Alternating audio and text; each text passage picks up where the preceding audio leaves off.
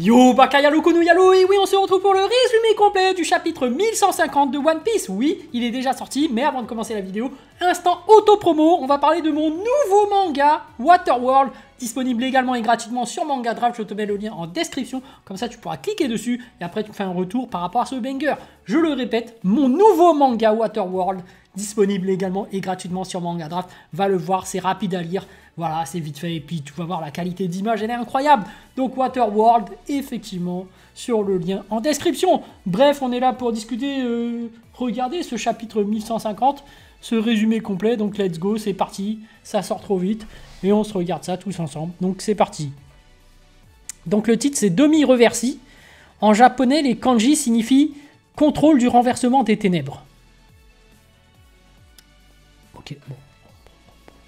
Ténèbres, ça fait penser à Barbe Noire, on va voir de quoi ça parle. Il n'y a rien concernant le groupe de Luffy dans ce chapitre. Et c'est mieux quand on parle pas du groupe de Luffy, moi je trouve. C'est mieux quand il y a les autres trucs. Et il n'y a pas non plus de nouvelles informations sur le passé de Brook ou Marie-Joise. C'est dommage, Marie-Joise, j'aimerais bien savoir ce qui se passe. Hein. Im-sama appelle des gens, est-ce que Mihawk est en train de les attaquer, est en train de tout détruire? On sait pas, hein. Bref. On voit Gunko Imu sous sa forme démoniaque dans une double page épique. Le corps de Gunko est désormais doté de deux immenses ailes noires, ressemblant à des ailes de chauve-souris, et d'une queue dont l'extrémité est en forme de flèche. Wow. Comme les ombres qu'on a vues quand il y avait Sabo. Purée. Là, il se transforme vraiment en diable. Gunko Imu tient également un grand trident, beaucoup plus grand que le corps de Gunko. Wow. C'est fou. Gunko Imu ordonne à Somers de mener le groupe d'enfants. Usopp est sous le choc en voyant que Somers est toujours en vie, puis discute avec Killingham. Ah ouais, mais il était en morceaux. C'est ça, hein? Il était en morceaux, il s'était fait découper par...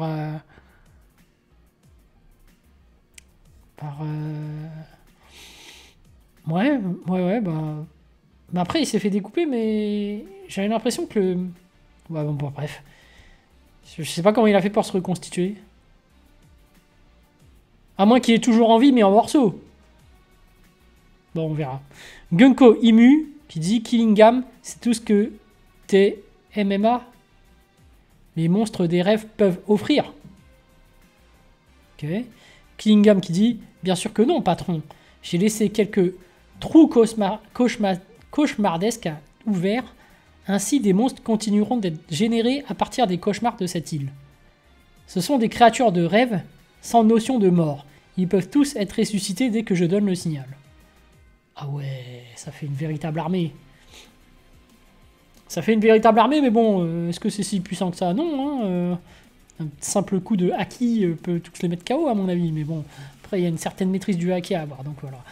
Gunko Imu fait apparaître un livre magique, d'où sortent une dague et un énorme fusil à canon scié. Alors que Brogy s'apprête à attaquer, Gunko Imu poignarde la main gauche de Brogy et tire sur son poignet. Le tir détruit le poignet de Brogy, séparant sa main de son bras.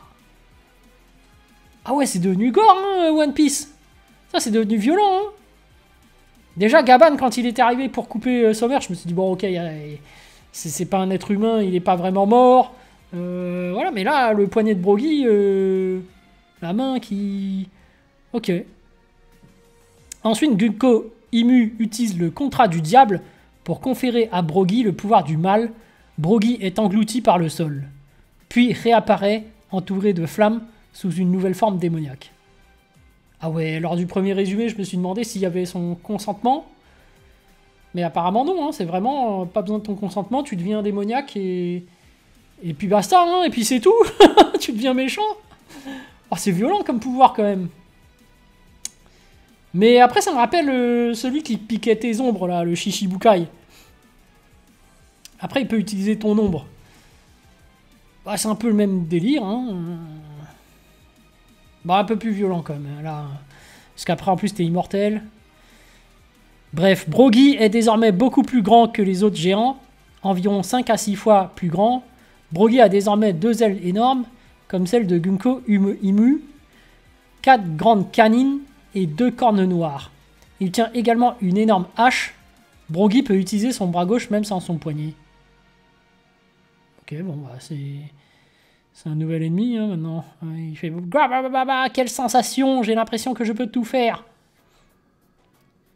Après, est-ce qu'il peut désobéir à Imu-sama? Bref.